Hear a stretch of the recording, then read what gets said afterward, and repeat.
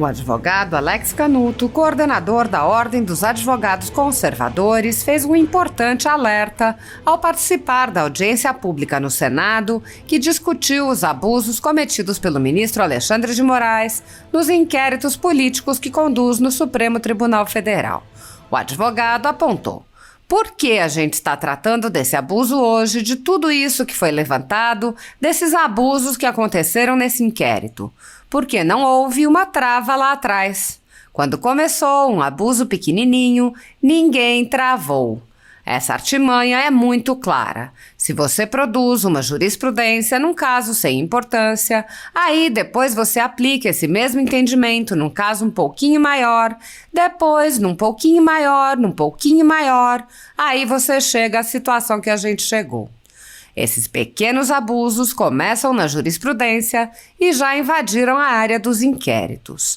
O advogado mostrou que, além de usurpar competências, o ministro Alexandre de Moraes comete excessos nos inquéritos. Ele disse: além da usurpação de competências, acontecem os abusos no interior do inquérito, o que já foi falado.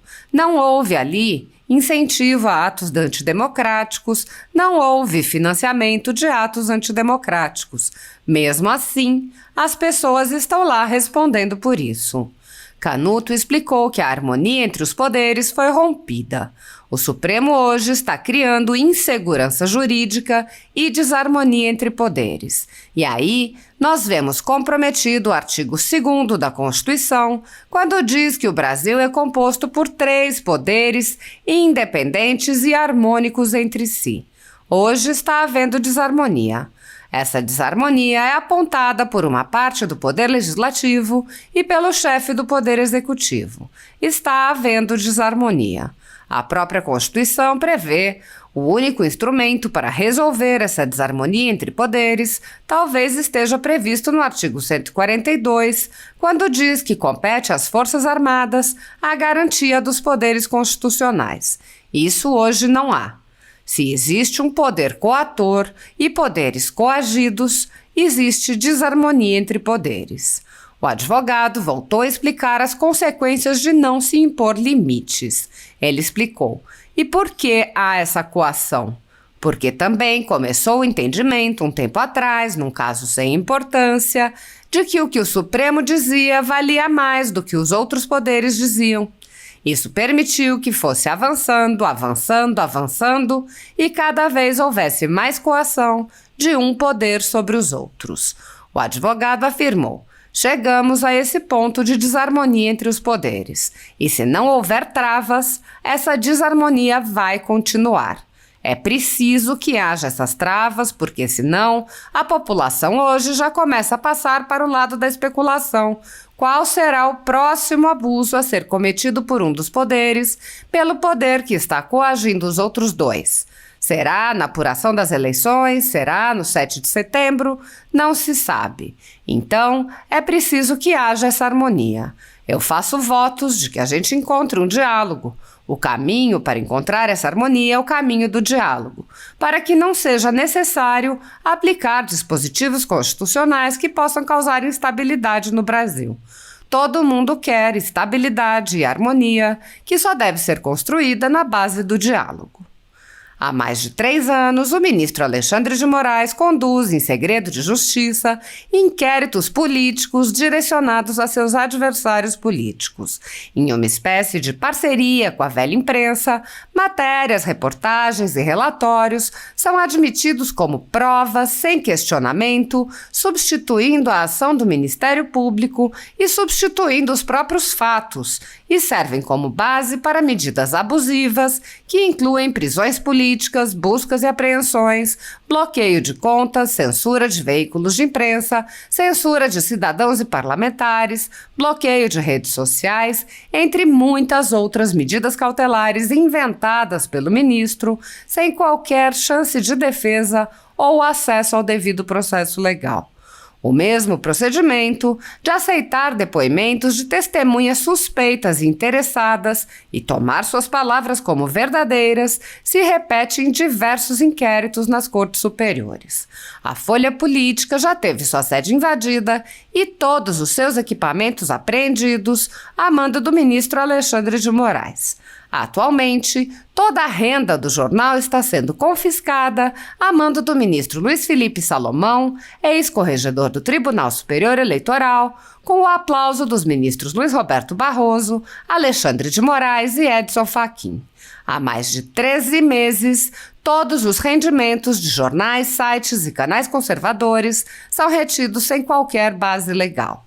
Entre os vídeos cuja renda foi confiscada e bloqueada pelo ministro Luiz Felipe Salomão estão transmissões de sessões do Senado Federal, da Câmara dos Deputados, da Presidência da República, do Supremo Tribunal Federal e do próprio Tribunal Superior Eleitoral, além de vídeos produzidos por políticos eleitos pelo povo, notícias pautadas pela documentalidade, pela publicidade e debates concernentes a temas relevantes para a democracia brasileira.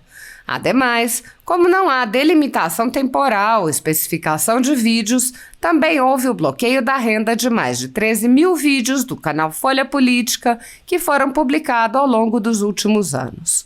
Se você apoia o trabalho da Folha Política e pode ajudar a impedir o fechamento do jornal, doe qualquer valor através do Pix, utilizando o QR Code que está visível na tela ou o código ajude@folhapolitica.org.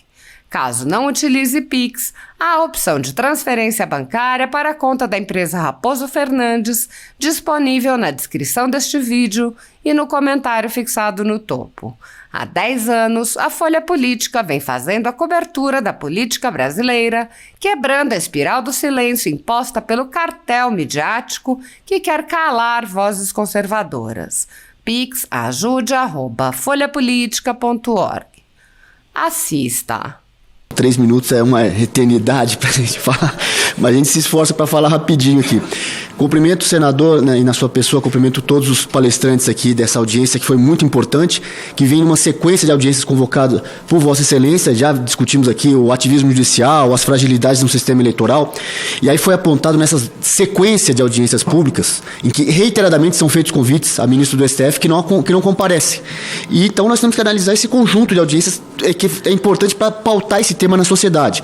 Falamos do ativismo judicial, de quando ministros do STF ocupam lugar de legisladores, produzindo leis, quando ocupam lugar de políticos, de parlamentares, articulando projetos de lei ou contra, projetos de lei contra PECs, ocupam o espaço da diplomacia, fazendo reuniões com embaixadores, ocupam o espaço do presidente da República, querendo nomear o diretor da Polícia Federal, e agora ocupando espaço de membros do Ministério Público e de delegados de polícia ao instaurarem e presidirem inquéritos. E vai havendo esse abuso, e hoje a audiência pública é para tratar especificamente do inquérito 4781, que puxa, claro, outros assuntos que foram aqui tratados. E por que a gente está tratando desse abuso hoje, de tudo isso que foi levantado, desses abusos acontecendo nesse inquérito? Porque não houve uma trava lá atrás. Quando começou um abuso pequenininho, ninguém travou. Essa artimanha, ela é muito clara. Assim, você produz uma jurisprudência num caso sem importância, aí depois você aplica esse mesmo entendimento num caso um pouquinho maior, depois um pouquinho maior, e aí você chega na situação que a gente chegou hoje. Esses pequenos abusos, eles começam na jurisprudência e já invadiram até a área dos inquéritos. Hoje tem um inquérito com base nas fake news. Fake news foi uma expressão criada pelo ex-presidente Donald Trump. E isso hoje está gerando crime no Brasil. Crimes. E aí já tivemos, no caso, crimes criados por jurisprudência. O mais famoso é o caso da homofobia, em que essa palavra não aparece no Código Penal e nenhuma outra legislação correlata, mas o Supremo deu interpretação extensiva à lei penal, coisa que qualquer estudante de direito de primeiro ano sabe que não pode acontecer, mas foi feito e equiparou-se um crime, uma conduta de homofobia, ao crime de racismo, feito por jurisprudência. Isso já foi um estágio avançado em que não houve travas. Agora, como não houve a trava, está sendo mais uma expressão. Essa expressão homofobia foi criada por um setor da oposição ao atual governo.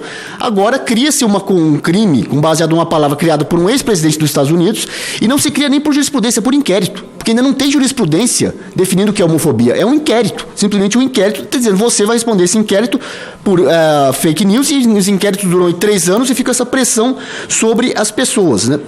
E além da usurpação de competências, acontecem os abusos no interior do inquérito, que já foi falado, não houve ali incentivo a atos antidemocráticos, não houve financiamento de atos democráticos, e mesmo assim as pessoas estão lá respondendo por isso. Então o Supremo hoje está criando insegurança jurídica e desarmonia entre poderes. E aí nós vemos comprometido o artigo 2º da Constituição, quando diz que o Brasil é composto por 3 poderes independentes e harmônicos entre si.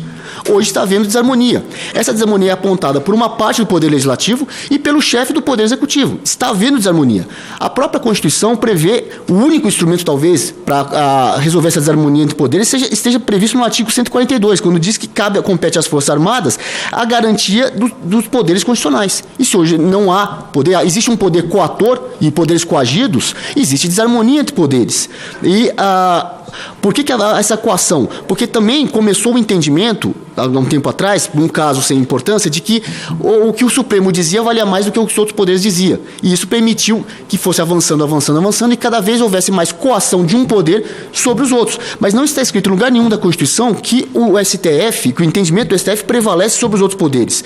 Então, cabe ao STF guardar a Constituição nos termos do artigo 102 e não extrapolar os poderes constitucionais. E, para concluir, chegamos a esse ponto de desarmonia entre os poderes, que se não houver travas, essa desarmonia vai continuar. É preciso que haja essas travas, porque senão a população hoje começa a já passar para o lado da especulação. Qual será o próximo abuso a ser cometido por um dos poderes, pelo poder que está coagindo os outros dois? Será na apuração das eleições? Será no 7 de setembro? Não se sabe. Então é preciso que haja essa harmonia. Eu faço votos de que a gente encontre um diálogo, e o caminho dessa harmonia, de encontrar harmonia, é o caminho do diálogo, para que não seja necessário aplicar dispositivos condicionais que possam causar instabilidade no Brasil. Todo mundo quer estabilidade e harmonia, que só deve ser construída na base do diálogo.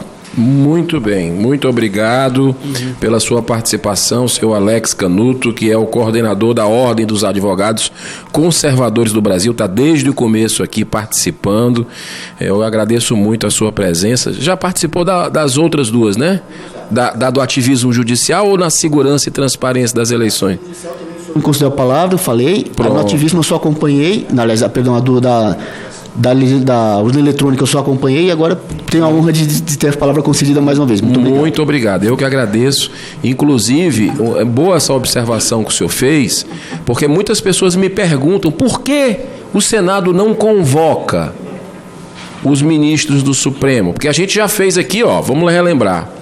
Já tivemos 2 audiências que faltou o ministro Barroso e o ministro Alexandre de Moraes na do ativismo judicial. E na da segurança e transparência nas eleições faltou o ministro Fachin. Então, as pessoas dizem, olha, vocês não estão compreendendo que eles não vão, que eles não têm respeito pelo Senado, que eles não querem saber de conversa, que eles... Eu disse, olha, um erro não justifica um outro. Né? Se de uma certa forma eles não estão tendo essa consideração, mas eu ainda espero que tem outros convites aqui já aprovados para ministros do Supremo, que a gente espera, nós vamos insistir fazendo o nosso papel, né? Aí cada um tem a decisão, toma a decisão que lhe convier, e a população está vendo o que está acontecendo, né? As pessoas estão percebendo, né? Quem quer dialogar, quem não quer dialogar. Então, nós não podemos convocar, gente.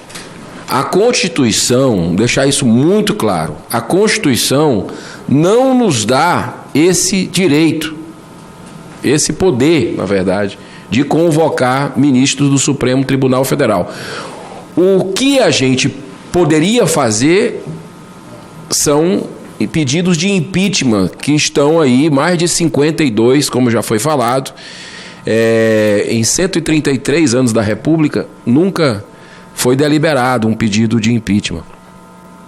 E a gente está na expectativa de que isso possa vir a acontecer em algum momento. Tem também a CPI da Lava Toga. Veja bem que ironia do destino. O próprio Supremo Tribunal Federal mandou no ano passado, e todo o Brasil viu, determinou que se abrisse uma CPI aqui. Foi o Supremo. A gente não pode esquecer. Eles determinaram que o Senado abrisse uma CPI, e a gente viu que foi uma politicagem na CPI, né? Eu acho que que todo mundo percebeu o jogo, era antecipando esse ano, o ano que a gente está vivendo agora, de eleição, foi antecipado para o ano passado, com o objetivo, no meu modo de entender, e eu tenho críticas a este governo atual fortes, e deixei claro no meu relatório da CPI, apontando erros. Mas não justifica você fazer política no momento que as pessoas estão morrendo, com interesse de projeto de poder para desgastar um governo. Isso é jogar contra o Brasil. Quer tirar o governo? Ok, vai para as urnas, tira no voto, faz a campanha, mas não pode interferir na campanha. Não pode pegar um dos maiores mobilizadores de um candidato, um dos empreendedores enquadrados, e tirar a palavra dele, tirar a mobilização dele, que não era uma mobilização ilegal, gente. Ou seja, os fins não justificam os meios.